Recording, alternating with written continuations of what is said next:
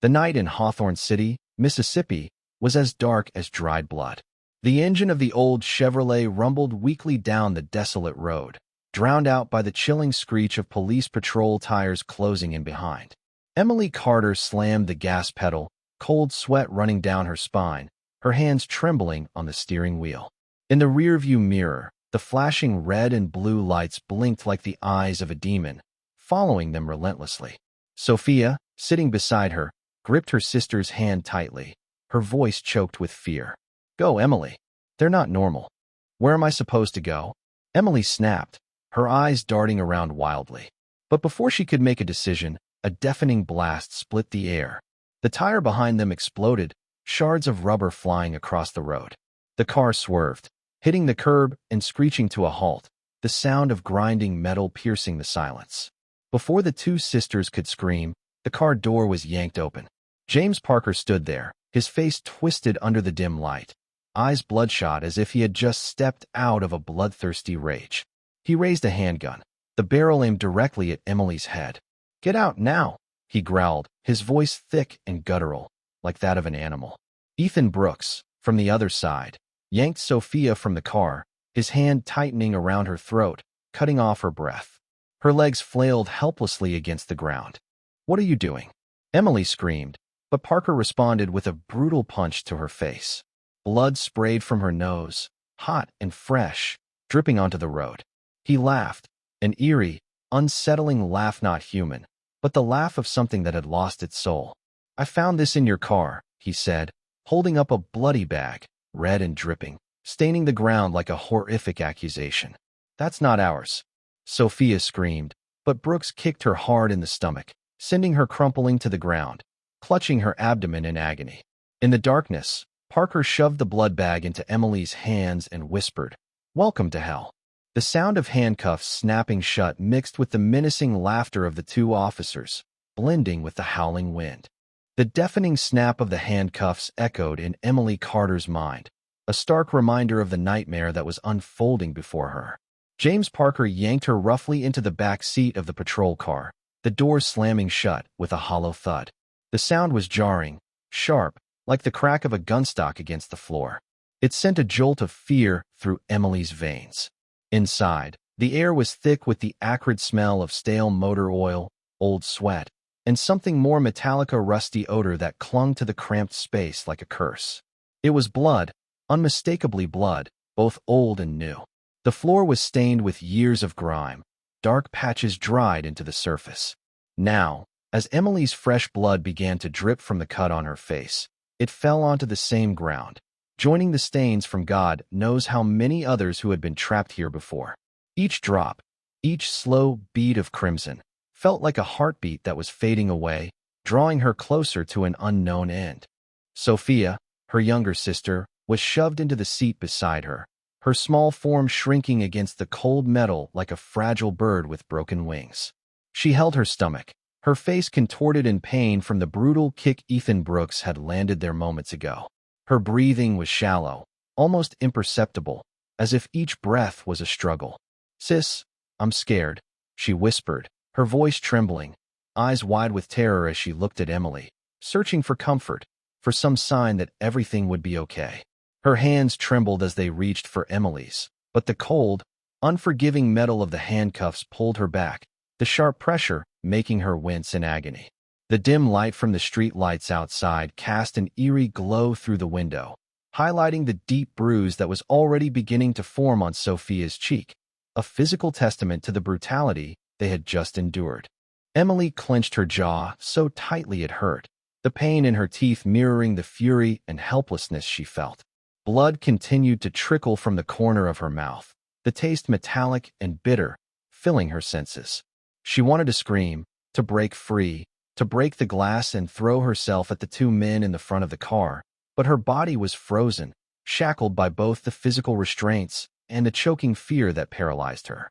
Through the dirty, fogged window, she could see the distorted shapes of James Parker and Ethan Brooks, the very officers who were supposed to protect and serve, now twisted into something darker, something monstrous. They no longer wore badges. Instead, they wore the expressions of hunters savaging their prey with sadistic glee. Parker, his sweaty blonde hair plastered to his forehead, glanced over at Brooks and smirked, a grin that was anything but human. That was quick, huh? The old man will love this one. His voice was low, thick with satisfaction, as if this were all just part of some sick game. Brooks, his hand lazily resting on the steering wheel, chuckled under his breath, a hollow, guttural laugh that seemed to echo from a deep, dark place inside him. You think these two girls are getting away? They're dreaming. His voice carried an unsettling confidence, as though nothing could stop them, no one could challenge them. Suddenly, the police radio crackled to life, a sharp interruption to their twisted amusement. A voice, distorted and dry, crackled from the speaker. Unit 17, report in. Parker, without haste, grabbed the microphone, his tone dripping with arrogance. Arrest successful. 2 suspects, clear evidence. We're bringing them in. He emphasized the word evidence with a cruel sneer, as though he was sharing a private joke with Brooks that only they understood. Emily's mind spun. Evidence? Where did that blood bag come from? And who was this old man they kept referring to? Sophia, exhausted from the pain and fear, let her head fall gently onto Emily's shoulder. Her breath was warm against Emily's skin, her body shaking. Sis, I can't breathe, she muttered, her voice weak, the words barely escaping her lips. Emily could feel the tremble in her sister's frame, could see the struggle in her eyes. She turned to her, wanting to comfort her, wanting to make her feel safe. But as she leaned in, the blood from her own wound dripped onto Sophia's shirt, staining it a dark crimson. The white fabric, already rumpled, now bore the marks of their suffering. Emily whispered hoarsely, her voice barely above a breath. Hang in there, sophomore. I'm here. I won't leave you. But even as she said the words, Emily knew deep down that they weren't just caught. They were being dragged into something much bigger than they could ever have imagined, a nightmare that was just beginning to unfold. Outside, the car raced through the empty streets of Hawthorne City. The faint flickering of the street lights cast long, eerie shadows. The town, once a place of safety, now seemed as oppressive as a prison, every corner a reminder of their helplessness. As they sped past, a faded sign flashed by, Justice for All. The town's motto now mocked them with its hollow emptiness. Inside the car, Parker reached down to his belt and pulled out a small, gleaming dagger. The blade caught the light, and for a moment, it glimmered ominously. He raised it slowly, wiping it carefully, methodically, as if cleaning away some trace of their presence. Emily's heart raced as he wiped away a streak of dark red from the blade. Whose blood was it? He glanced into the rearview mirror, catching Emily's terrified gaze, and smiled, a cold, unnerving grin. Don't worry. I haven't used it on you. Not yet. Brooks chuckled, his laugh dry and cruel, filling the cramped space with a chilling echo. The sound made Sophia shiver, her grip tightening on Emily's arm, pulling her closer as if trying to shield herself from the growing darkness around them. The patrol car came to a halt in front of the Hawthorne City Police Station. The sound of tires grinding against the gravel echoed like the snap of brittle bones, a noise that still haunted Emily Carter's mind, lingering from the nightmare of the road. The door flung open, and before she could even react, James Parker grabbed her by the shoulder and yanked her out forcefully. Let's go, princess, he growled, his breath reeking of cheap cigarettes hitting her face with the stench. Blood from the wound on Emily's face continued to drip, drying into a reddish-brown streak on her cheek, but she was too exhausted to wipe it away anymore. Sophia, weaker than Emily, was dragged out from the other side by Ethan Brooks. Her legs trembled, almost giving way as she hit the ground. Sis, she whispered, her tiny hand reaching out to Emily, but Brooks shoved her forward, severing the last connection between the two sisters. Inside the station, the cold, oppressive air hung heavy. The long hallway stretched out before them, the flickering fluorescent lights buzzing weakly, sounding like the dying breath of an old machine. Emily was shoved through a rusted iron door, its hinges screeching as if crying out in pain from years of neglect. The holding cell stood before her, her concrete walls stained with watermarks, the musty scent of mildew filling the air, making her cough violently. The sharp pain in her chest nearly took her breath away. A rusted iron bed stood in the corner, its thin, torn mattress exposing the faded cotton stuffing inside. On the walls, Numerous scratches and gouges scarred the surface, evidence of someone who had once been trapped here in desperation. Emily collapsed onto the floor, her hands still cuffed behind her back, eyes desperately scanning for Sophia. But her sister wasn't there. The sound of Brooks's footsteps echoed down the hallway, followed by Sophia's faint groan as she was dragged somewhere else. "Sophia!" Emily screamed, her voice hoarse from pain and fear, but only the cold, mocking echoes of her own cry answered her from the walls. The sudden separation felt like a knife slicing through her heart. She had always been there for her sister, always protected her, and now, for the first time, she couldn't. The cell door swung open again, and a new figure stepped in, Sarah Coleman, a middle-aged police officer with her hair tightly pulled back and cold gray eyes. She wore a perfectly pressed uniform, clipboard in hand, her pen tapping rhythmically against the paper like the ticking of an ominous countdown. "Name?" Sarah asked, her voice flat, devoid of emotion. Emily looked up, the dry blood on her lips cracking as she gritted her teeth. "Emily Carter. Where's my sister?" Sarah didn't respond, only jotting something down, her gaze briefly lifting to meet Emily's. "Speak up, girl," she said, her tone still neutral but with a faint, almost reluctant undertone. "Say what you know. It'll be easier that way." Emily shot to her feet, her legs aching from being cuffed for so long. "We're innocent," she yelled, tears mixing with the blood on her face. "They framed us. That blood bag isn't ours. Parker and Brooks, they did this." Sarah paused, her pen hovering midair, and for a moment, a flicker of hesitation crossed her face, like Emily's words had touched some hidden place inside her. She leaned in closer, enough for Emily to see the deep lines of fatigue around her eyes, marks of a person who had witnessed too many things in silence. "Are you sure?" Sarah whispered, her voice barely audible. But before Emily could answer, Sarah straightened up and walked away, leaving a silence filled with unanswered questions. Meanwhile, in a different cell a few doors down, Sophia huddled on the cold concrete floor. The light from the flickering overhead bulb was weak, flashing erratically, casting an eerie glow on her pale face. The bruise on her cheek had swollen, turning an angry purple, and each breath she took caused her stomach to ache, the pain still sharp and relentless. Tears streamed down her face, falling to the floor like tiny, forgotten jewels. She hugged her knees tightly, whispering, "Mom." The image of her mother, Margaret Evans, appeared in her mind, the gentle woman with the warm smile who always told them, "If you live right, justice will protect you." But now, those words shattered like glass beneath Brooks's boot. Sophia looked down at her wrist where the fabric bracelet her mother had woven for her had torn in one spot, and she cried out in despair. Suddenly, from the crack beneath the door of Sophia's cell, a small piece of paper was slid through, a crumpled, torn edge with hurriedly scrawled pencil marks. "Don't talk. They're listening." Sophia jumped, her heart pounding in her chest as she looked around, but there was no one in sight. Who wrote this? Another prisoner, or someone in the station trying to help her? She clutched the paper tightly, trembling, unsure of whether to trust it. In the room next door, Emily heard Parker's footsteps echo down the hallway, followed by his muttered words. "Are we ready yet? The old man wants this wrapped up fast." Brooks's laugh followed, and then a strange sound echoed through the station, the grinding of metal against metal, like the sharpening of a blade. Emily shivered, remembering the bloody knife Parker had cleaned in the car. What were they planning? And what did wrap up fast mean? Emily Carter sat huddled in her cell, her arms sore from the handcuffs digging deep into her wrists. The metal felt like a constant presence, a harsh reminder of her helplessness, but the pain in her hands was nothing compared to the storm brewing inside her chest. Every moment, every breath was filled with desperation.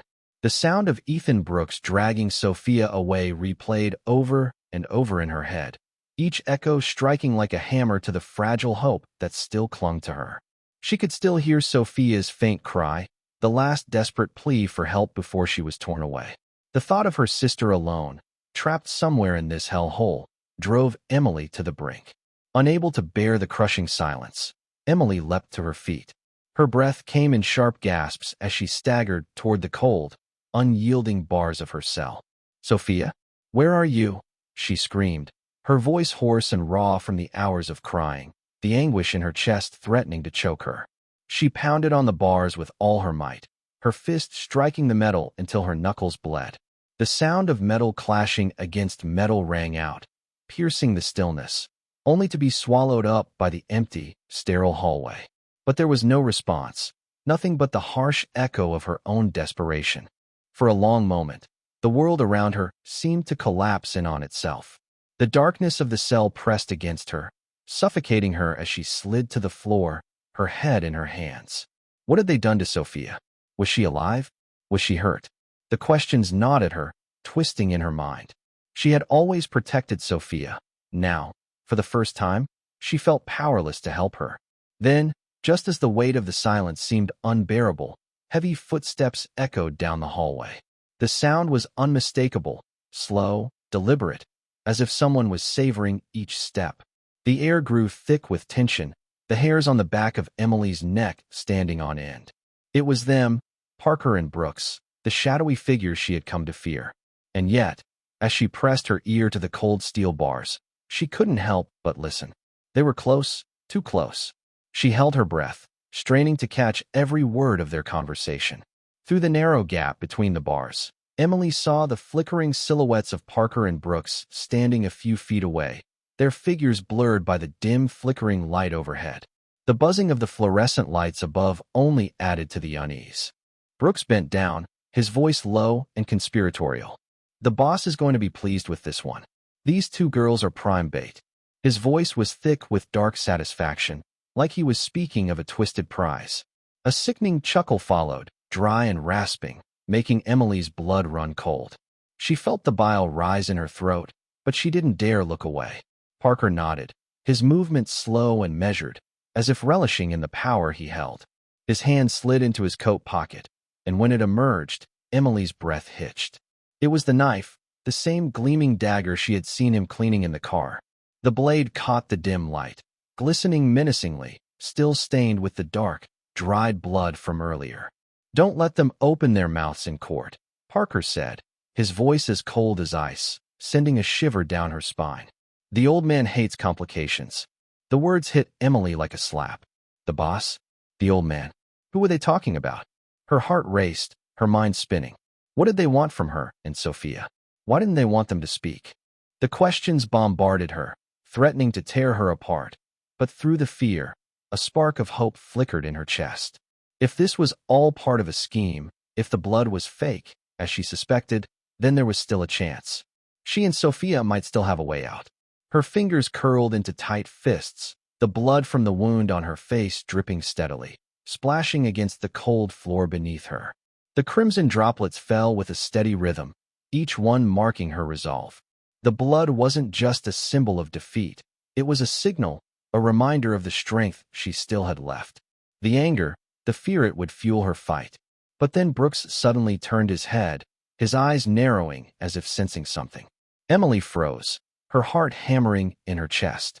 She pulled back quickly, pressing her back to the cold stone wall of the cell, holding her breath, praying he hadn't heard her. The seconds felt like hours, her heart thundering in her ears. Was he coming for her? Had they heard her? Brooks's gaze swept the hallway, his eyes scanning for any sign of movement. "Did you hear something?" he asked, his voice laced with suspicion. Emily's body tensed, her entire being screaming at her to stay silent, to remain still. Parker, still holding the knife, shrugged casually, spinning the blade between his fingers like it was some sort of twisted game. "Probably just a rat. This place is full of them," he muttered.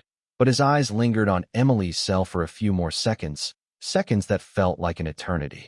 Emily held her breath, praying that he wouldn't notice her. When they finally turned away and continued down the hallway, she exhaled shakily, her body trembling. She could feel the cold sweat running down her spine, the chill of fear sinking deep into her bones. Did they know she had been listening? Would they come back? What would happen if they did? In the stillness that followed, Emily sank to the floor, her back pressed against the stone wall as she tried to make sense of the flood of thoughts racing through her mind. The blood bag, the one Parker had found in their car, now seemed even more suspicious. It didn't look like anything she'd ever seen. It wasn't a typical drug bag. It was a medical bag, the kind used in hospitals. But why would it contain fresh blood? And why had Parker been holding a bloodstained knife? A horrifying thought dawned on her. What if that blood didn't belong to her or Sophia? What if it was from someone else, a victim before them? Or was it part of something far more sinister that she couldn't yet understand? She replayed the voice on the radio in her head. Don't let them live through the night. Those words no longer seemed like a mere threat. They were a prophecy. She had to break it. She had to survive. Suddenly, a faint sound broke through the thick silence, a soft, rhythmic tapping. It was barely audible, but it was there.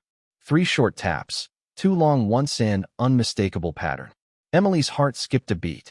It was a secret signal, one she and Sophia had used as children to communicate when they were in separate rooms. Sophia, she whispered, her voice trembling with a mix of fear and hope. The tapping stopped for a moment, then resumed, faster this time, a confirmation. Emily's breath caught in her throat. Her sister was still alive. They were still connected, even in this darkness, even through these walls. Tears welled up in her eyes as a faint smile crossed her face, small, fragile, but there. They had each other. They still had a chance. But before she could fully savor the moment, the sound of footsteps returned, this time heavier, more deliberate.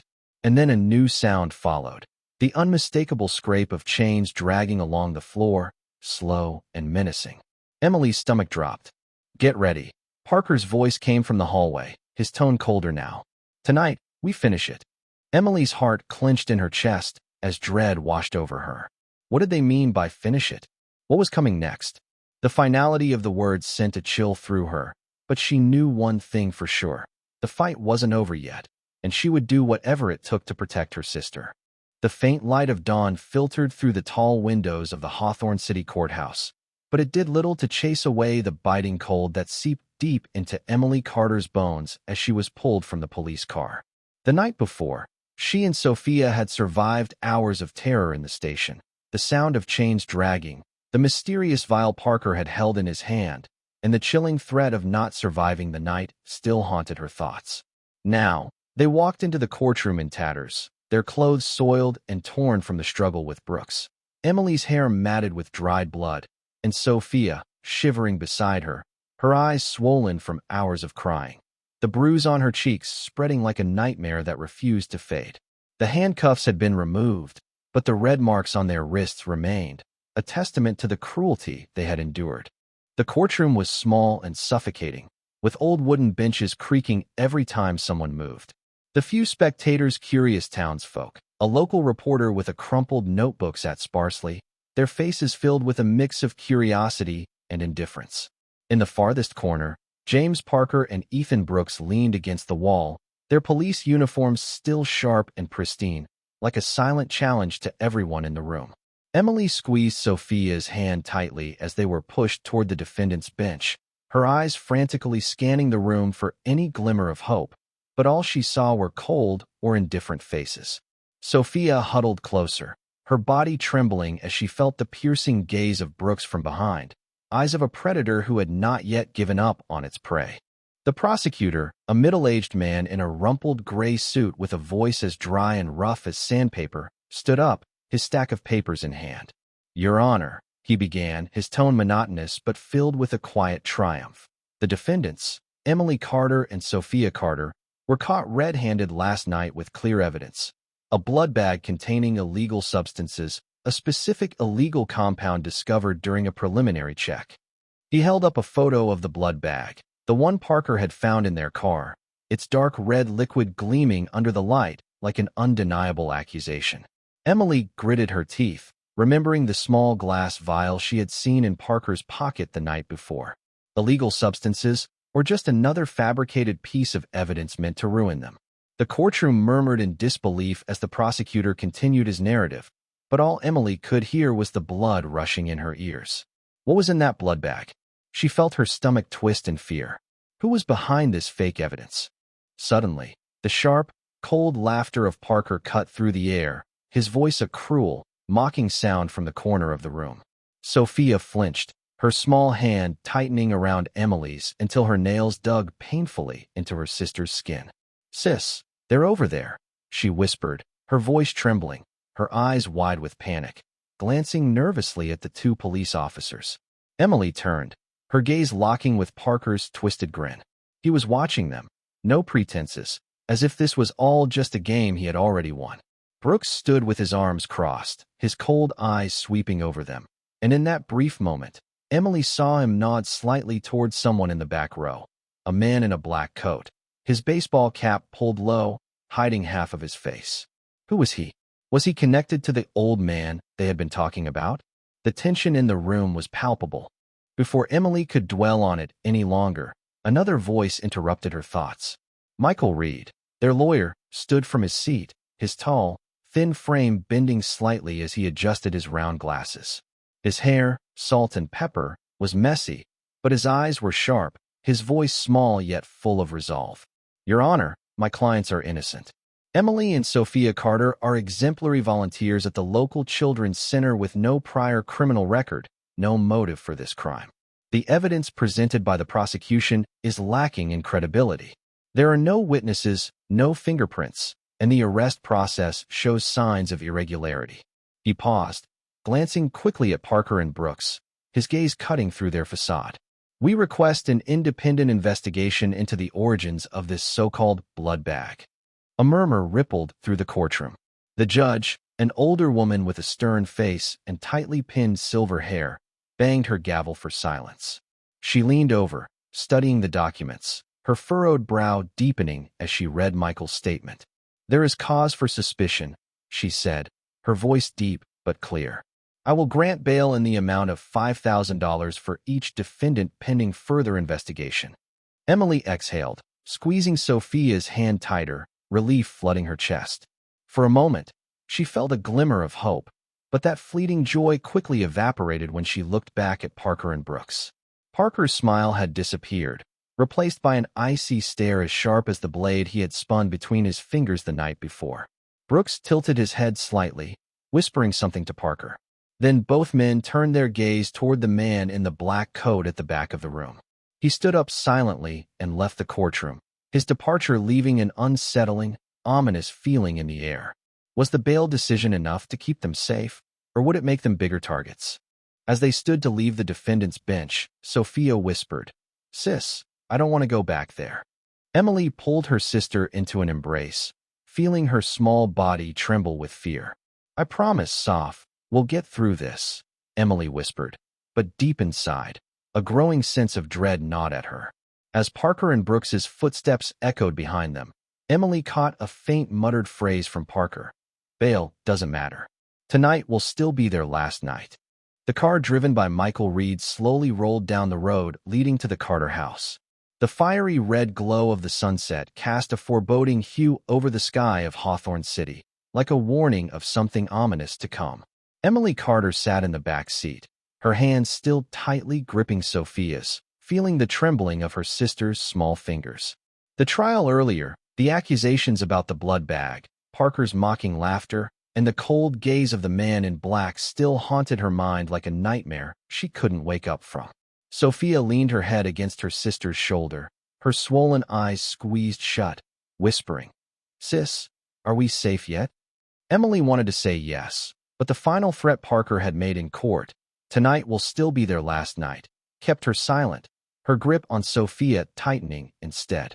When the worn wooden door of their small house creaked open, their mother, Margaret Evans, rushed forward to embrace both sisters, her tears flowing uncontrollably. My babies. Oh my God, look at you, she sobbed, her hands trembling as she gently stroked Sophia's bruised face and then touched the dried blood on Emily's cheek. She wore a threadbare sweater, and the smell of freshly baked bread lingered from the kitchen, still clinging to her clothes, the remnants of a peaceful afternoon now shattered by the call from the police station the night before. Emily held her mother tightly, savoring the familiar warmth, but her body remained tense, as if the safety of her mother's embrace was just a temporary illusion.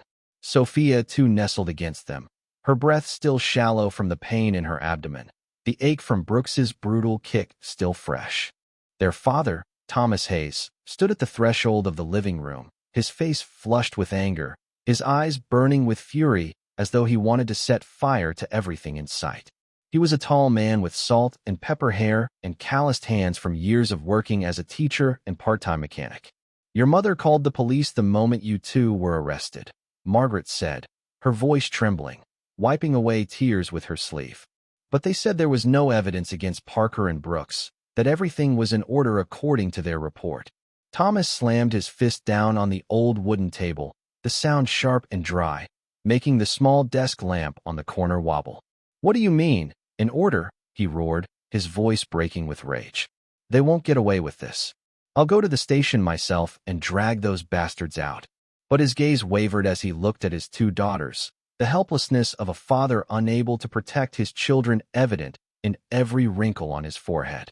Emily led Sophia to the faded couch, trying to keep her voice calm. "Dad, don't go. They're more dangerous than we think." She recounted what she had overheard at the station, the old man, the blood-stained knife, and the threat on the radio, while Sophia pulled the frayed bracelet her mother had knitted for her from her pocket, clutching it tightly like a talisman. Margaret knelt beside Sophia, brushing her hair gently, whispering, "I'm sorry.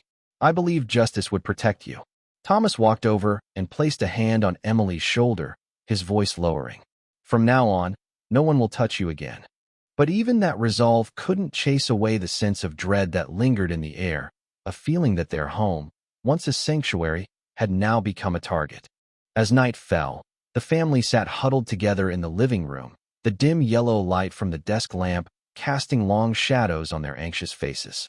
The ticking of the wall clock was the only sound that filled the room, each tick counting down to something inevitable.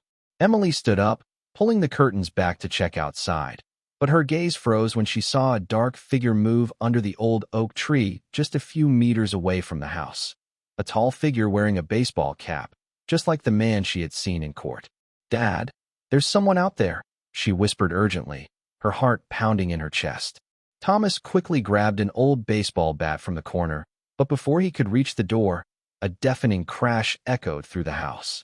A brick flew through the window, shattering the glass into pieces which clattered to the floor in a rain of broken shards. Sophia screamed and ran into their mother's arms, while Emily dropped to the floor, grabbing the brick. Attached to it was a crumpled piece of paper tied with an elastic band. The scrawled handwriting in red ink, "Shut up or die." The red ink smeared, looking more like blood than ink, and Emily's hand shook as she held it. Thomas snatched the paper from her hand, his face going pale, but his eyes burned with fury. "They dare come here," he growled, gripping the bat tightly. But Margaret pulled him back, tears streaming down her face. "No, Thomas. If you go, they'll kill all of us." Suddenly, from the corner of the room, Sophia whispered, "Sis, I hear a car." Emily rushed to the shattered window, pulling the curtain back to peer outside. In the pale moonlight, a black car, exactly like the one she had seen at the courthouse, was parked a few houses down. The headlights were off, but she could see smoke rising from the exhaust as if the car had just stopped. The man in the black coat stepped out, holding something that gleamed under the light. Was it a knife or a gun? He looked up, and though his face was obscured, Emily could feel his gaze cutting through the darkness, locking onto her. Did he know they were watching? And why had he come here?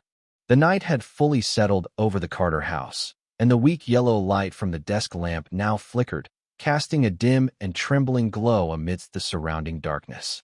The sound of the brick shattering the window still echoed in Emily Carter's mind, each shard of glass serving as a reminder that their safety had evaporated into thin air.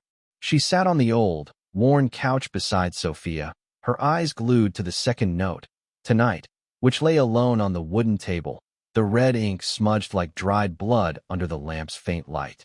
Sophia huddled close, clutching the frayed bracelet their mother had knitted for her, tears still streaming down her pale face, leaving glittering trails on her skin.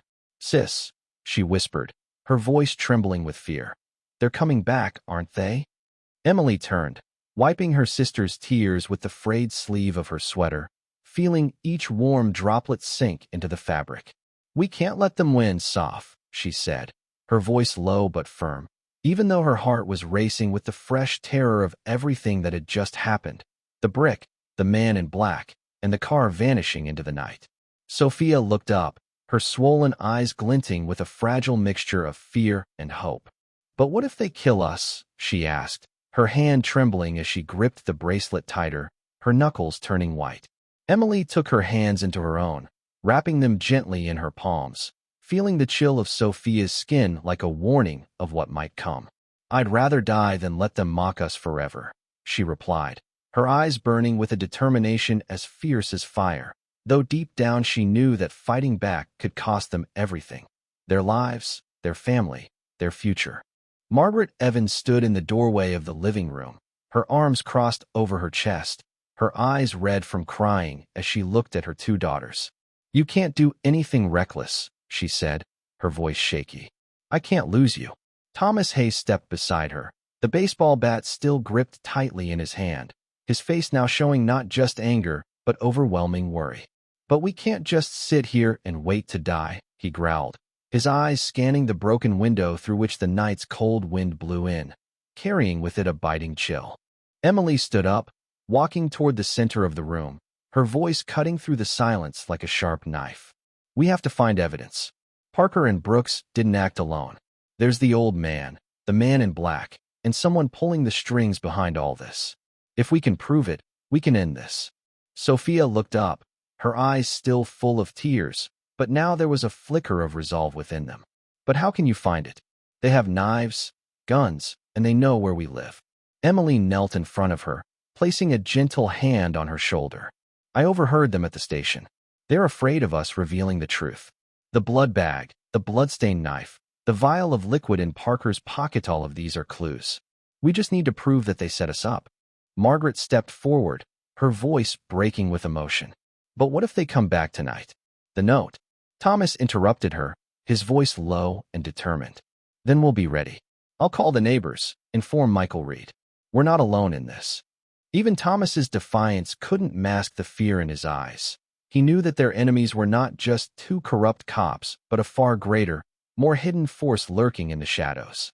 Suddenly, from the corner of the room, a soft sound broke the tension, the faint buzz of Emily's phone vibrating on the table. The screen lit up with a message from an unknown number. "Don't trust anyone in Hawthorne. They are watching." Emily jumped, her hands trembling as she picked up the phone, reading the message aloud for everyone to hear. "Who sent this?" Sophia asked, her voice filled with panic. Thomas furrowed his brow. "It could be someone from the station, the person who slipped you the note in the cell."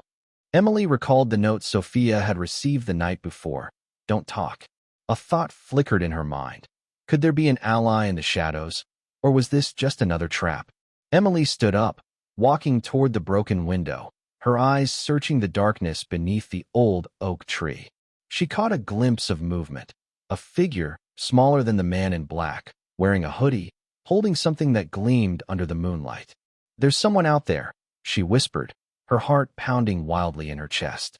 Thomas rushed forward, but the figure had already vanished, leaving behind something small on the grass. A tiny USB drive glinting faintly in the moonlight. "What is that?" Sophia asked, her voice trembling. Emily turned to her family, her gaze unwavering. "It could be what we need. But taking it means we're officially declaring war." Margaret burst into tears. "Don't, Emily, please don't." But despite the fear, Sophia stood up, taking her sister's hand. "If you go, I go with you." Thomas nodded, setting the bat down and grabbing the car keys. "I'll drive around, distract them if they are nearby. You two grab that thing and get back inside." Emily nodded, a mix of fear and exhilaration rising inside her. This was their first step to reclaiming their lives, though she knew the cost might be everything. She surreptitiously took out her phone, her hand shaking as she typed a message to Michael Reed. "We need help. There's something outside, could be evidence." The message sent, the screen lighting up in the dark. But just moments later, another ding rang out, the reply from the unknown number. "Don't send this to Reed. He's not clean." Emily froze, her hands stiff on the phone. Michael wasn't trustworthy? Or was someone trying to tear them apart? A week later, the Carter family home was suffused with a heavy, suffocating atmosphere. The faint orange glow of the sunset faded outside the window, casting a soft red light over the living room. Emily and Margaret sat at the table, trying to find a moment of peace after the exhausting days filled with tension. But before they could relax, there was a knock at the door. At first, they exchanged wary glances, silently questioning whether they should open it. The second knock was more persistent, deliberate. Margaret stood up to open the door, revealing two strangers, a woman with neatly tied black hair, her eyes sharp but not menacing, and a middle-aged man wearing glasses, holding a thick stack of documents. "Good evening." The woman spoke, her voice calm and measured. "I'm Olivia Hayes, a special agent with the Department of Justice. This is Federal Attorney David Lawson. We need to talk to you both." Emily and Margaret exchanged uneasy glances, their suspicion clear. Olivia set the documents down on the table and flipped open the files, which were officially stamped. She glanced at the two women before getting straight to the point. "We're investigating a corruption ring within the Mississippi police force. Your case is not isolated." Emily sat down, feeling her heart rate quicken. "What do you mean?" she asked, trying to mask her unease. David Lawson adjusted his glasses, his voice steady as he added, "Parker and Brooks haven't just targeted you. They have a long history of framing victims with fake evidence: blood, drugs, weapons. We've been tracking this pattern for some time." The air in the room suddenly thickened, heavy with the weight of the truth. Margaret subconsciously gripped the hem of her shirt, her fingers trembling. "Why us?" she asked, her voice barely above a whisper. Olivia met her gaze, unwavering. "Because you dared to speak out." Olivia's response wasn't just an explanation, it was a warning. Emily tightened her grip on Sophia's hand, who must have entered the room unseen, determination rising within her. This wasn't just about protecting their family. It was about confronting the truth, no matter the cost. Olivia silently pulled out a small recorder and pressed the play button. In the quiet of the room, the sound rang out clearly, each word from Parker cutting through the air like a sharp blade. His voice dripped with malicious satisfaction. "A gift from the boss, fake blood supply, just a few drops at the scene, and those idiots won't be able to argue." A dry, mocking laugh followed, full of arrogance and cynicism. Sophia buried her face in her hands, trembling uncontrollably. She didn't want to believe what she had just heard, but the voice was undeniable. "They're going to ruin our lives just for money." Her voice cracked with despair. David looked at her with a calm but piercing gaze. "Not just money. Power too." He flipped through a file and pointed to a list of names, people who had been framed, innocent victims with no voice. Some had lost their futures. Others had no chance to clear their names. A surge of fury rose in Emily's chest. She clenched her fists, her nails digging into her palms, but she didn't loosen her grip. "I want them to pay," she said coldly, each word like a vow. There was no place left for fear, only determination and rage. Olivia nodded silently, but her eyes reflected an understanding, an unspoken agreement. They were not alone. The next morning, another knock echoed through the Carter house. But this time, the figures standing outside weren't enemies. They were new allies. A tall man with salt and pepper hair and sharp, piercing eyes entered, followed by a group carrying files, documents, and the heartbreaking stories of their own. "I'm Mark Evans, former internal affairs investigator," he said, placing a thick folder on the table. "I know what Parker and Brooks have done. I tried to stop them before, but no one listened. Now, I'm ready to help." Emily studied him, searching for any signs of deception, but in his eyes, she saw only weariness and resolve. "We can't do this alone," David said, his gaze sweeping across the room. "The more people who stand up, the better our chances." Sophia took a deep breath and looked around at the people in the room. She was no longer alone in this nightmare. "I'll do whatever it takes to expose the truth," she said, for the first time in days, the fear in her voice gone. They were no longer victims. They were becoming warriors. The sky over Hawthorne City was bleak as the convoy of FBI vehicles silently rolled into the police station area. The flashing red and blue lights reflected off the old brick walls of the precinct, signaling the storm that was about to hit. Olivia stood at the forefront, her hand gripping the gun at her side, her gaze unwavering. "Move," she commanded, and immediately, the agents surged forward, breaking the stillness. The front door was kicked open, and the sound of chaos quickly filled the building. Shouts echoed through the hallways as the officers inside the station were caught completely off guard by the raid. Some tried to run, others raised their hands in surrender, but none could escape the fully equipped FBI team. At the center of the storm, Parker and Brooks were dragged out of their offices. The two cops who had once considered themselves untouchable were now forced to kneel on the cold floor, their handcuffs digging into their wrists. But even as they were apprehended, Parker refused to yield. He gritted his teeth, snarling like a cornered animal. "You have no idea who you're messing with." His voice was filled with anger, not fear, believing still that he held some form of power to cling to. Sweat pouring down his forehead, Brooks turned to Parker, whispering something, but Olivia caught every word. "I told you we shouldn't have let it go this far." The sentence was cut short as an agent shoved him toward the transport van, but Olivia had heard enough. She turned, her sharp gaze landing on Parker. "Who is your boss?" she asked, her voice calm but laced with danger. Parker smirked, still holding on to his arrogance. But as the FBI confiscated his computer, phone, and began searching his office, a name began to surface across several documents. The boss was not just an ordinary officer.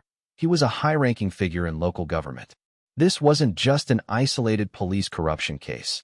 This was a powerful network with much deeper roots. The real battle was only just beginning. At the final trial, the courtroom was vast, but the atmosphere was so suffocating that it felt impossible to breathe. The rows of seats were packed reporters, townspeople, and the former victims of Parker and Brooks. Today, Emily and Sophia stood before the court, no longer the weak ones, but the ones who would witness justice being served. Across from them, Parker and Brooks sat silently, for the first time without their usual arrogance or confidence. Parker's face was dotted with sweat, while Brooks kept his head lowered, too ashamed to look at anyone. David Lawson, the federal attorney, stepped forward. He opened the file before the judge, presenting each piece of evidence clearly. "Your Honor, this is a list of falsified reports that Parker and Brooks have fabricated over the years. We also have a recording of a conversation between Parker and other officers confirming that they use fake blood to frame innocent people." His voice was steady, each word cutting through the silence of the trial like a blade. The decisive moment came when Sarah Coleman, a former colleague of Parker, took the witness stand. The atmosphere in the room seemed to sink as she placed her hand on the Bible, swearing to tell the truth. "I used to believe we were upholding justice," she said, her voice trembling but resolute. "But Parker and Brooks, they didn't catch criminals. They created criminals to boost their own stats. I've been silent for too long, and today, I cannot continue to cover for them." Parker turned to Sarah, his eyes filled with rage, but nothing could change the outcome now. Everything had been proven, and for the first time, Parker and Brooks could not hide behind their badges. The judge surveyed the room for a moment, then struck the gavel firmly. "Darren Parker and Robert Brooks, the court sentences you both to life in prison without parole." A round of applause erupted from the public in the room, while Parker sat stunned, unable to believe his ears. Brooks shut his eyes, as though he knew this day was inevitable. Emily turned to Sophia, and in that moment, it felt as if all the weight on their shoulders had been lifted. Justice had finally triumphed. The trial had ended, but the battle was far from over. In the small DOJ office, Olivia looked at Emily and Sophia, her eyes serious but full of respect. "You two did very well," she said, placing another file on the table. "But we still haven't caught the one behind it all. The boss. He's still out there." Sophia, exhausted, managed a weak smile. "At least today, we won a battle." She leaned back in her chair, feeling her heartbeat slowly return to normal after the tense months they had endured. Emily clenched her fist, her gaze fixed on Olivia with unwavering determination. "And we won't stop." Inside her, a flame had been lit. The first battle had been won, but the real war was just beginning. The morning sunlight gently filtered through the windows of the children's center, bringing with it a warmth and peace that had been absent for so long. Emily and Sophia stepped inside, the first time in months after everything they had been through. The sounds of children's laughter echoed down the hall, creating a sense of familiarity that they feared they might never experience again. As they entered the classroom, the children's faces lit up upon seeing them. A little boy ran up to Sophia, grabbing her hand. "Miss Sophia, where have you been so long?" His voice was bright, yet filled with curiosity. Sophia smiled and crouched down to their level. "I have a story to tell you all," she said, her eyes gentle but full of meaning. Emily stood by quietly, observing. Before beginning, they shared their journey, about the injustice they had faced, the fear they endured, and the courage they didn't even know they had. But most of all, they spoke of how the truth had prevailed, how even the most ordinary people could rise up against injustice. Each word they spoke wasn't just a story. It was a spark ignited in the hearts of the children, instilling in them the belief that even when facing the worst, one could still be strong and steadfast in doing what is right. In the distance, Margaret and Thomas, the two managers of the center, watched. Margaret gave a quiet nod, her eyes shining with pride. "We weren't wrong in trusting them," she whispered to Thomas. He nodded in agreement, a warm smile spreading across his face. "That's right. The kids need people like them." Emily and Sophia were no longer victims. They had become guides, those who passed on the lessons of courage and faith. And in that moment, they knew their journey hadn't ended at the trial. It had only just begun, in a new, deeper, and more meaningful way. The afternoon sunlight streamed through the window, casting a warm, golden glow over the small desk where Emily sat, her pen moving gracefully across the white page before her. The letter slowly filled with carefully chosen words, each one filled with determination, conviction, and a newfound sense of purpose. She paused for a moment, her eyes scanning the text, as if ensuring each sentence carried the weight of everything they had been through. "Dear U.S. Department of Justice," she began, her handwriting steady and precise. "My name is Emily Carter. My sister Sophia and I were once victims of abuse of power, but thanks to your intervention, we were able to find justice. However, we are fully aware that there are still countless others out there who have yet to have the opportunity we were given. For this reason, I am committed to supporting those who are facing the same injustices we once did. I am no longer a person who cowers in fear. I have found my voice, and I will not allow silence to be my companion. Justice is not a destination. It is a journey, and we will continue to walk it every single day." Emily placed the pen down carefully, taking a moment to reread the letter. She felt a sense of relief as the words felt right. She folded the letter carefully, and as she raised her head, she saw Sophia sitting by the window, quietly working on her painting. She walked over and stopped short when she saw what Sophia had created on the canvas. The painting was filled with vibrant colors, and as Emily gazed at it, she realized it told a story of its own. In the painting, the two sisters stood side by side, holding hands, bathed in the warm light of the sun. Behind them, the darkness that had once plagued their lives was slowly fading, blending into the emptiness. The colors on the canvas no longer carried the heaviness of the past. They were brighter, filled with light, symbolizing the hope they had found. Sophia placed the paintbrush down with a gentle sigh and looked up at Emily, her eyes soft and full of understanding. "We didn't just survive," she said quietly, her voice steady but full of emotion. "We changed the world, even if just a little." A breeze fluttered through the window, gently moving the curtains. It brought with it the fresh air of a new beginning. Emily stood there for a moment, watching Sophia. They exchanged a look that said everything they needed to say. No more words were necessary. In that moment, they both knew that though the battle they had fought was over, their journey was far from finished. This time, they weren't walking in fear. They were walking with strength, with faith, and with the belief that everything they had gone through, every tear, every struggle had brought them to this point. The light that bathed their lives was no longer a fleeting hope, but a steady guide, leading them toward the future. And the sunlight outside shone brightly, casting a golden glow on the path they had chosen to follow together.